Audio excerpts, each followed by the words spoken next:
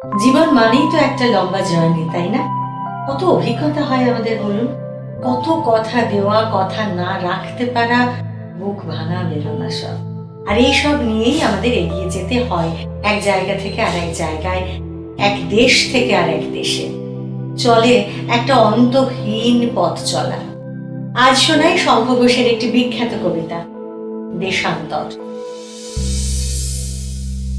তারপর সমস্ত পথ একটাও কোনো কথা না বলে আমরা হাঁটতে থাকি, হেঁটে যেতে থাকি এক দেশ থেকে অন্য দেশে, এক ধর্ষণের থেকে আরো এক ধর্ষণের দিকে।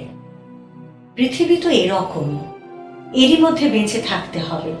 ভাবি, বটের ঝুড়ির মতো আমাদের, আমার শরীর ঘিরে কত কত অভিজ্ঞতা নেমে এলো, সম্বলবিহীন, ইতিহাসহীন। তারপর ভোরের সামান্য আগে সীমান্ত শান্তির গুলি বুকে এসে লাগে। মরণের আগে ঠিক বুঝতেও পারি না আমি শরীর লুটাবো কোন দেশে। আমার ঠাকুমা বলতেন, জানেন, যে যত বেশি দিন বাঁচবো তত বেশি দুঃখ পেতে হবে।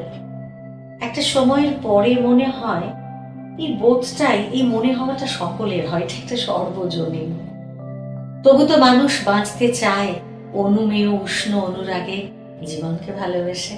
সমস্ত প্রতিকূলতা যন্ত্রণার মধ্যেও জীবনের স্রোতে টিকে থাকার, ভেসে থাকার অন্তহীন সংগ্রাম আমাদের চালিয়ে যেতেই হয়, চালিয়ে যেতে হবে।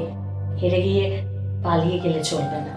চারপাশের ভেঙে যাওয়া পৃথিবী আর ইতিহাসের নির্মম সত্যকে মেনে নেওয়ার মতো মনের জোর আমাদের রাখতেই হবে, বলুন, তাই না?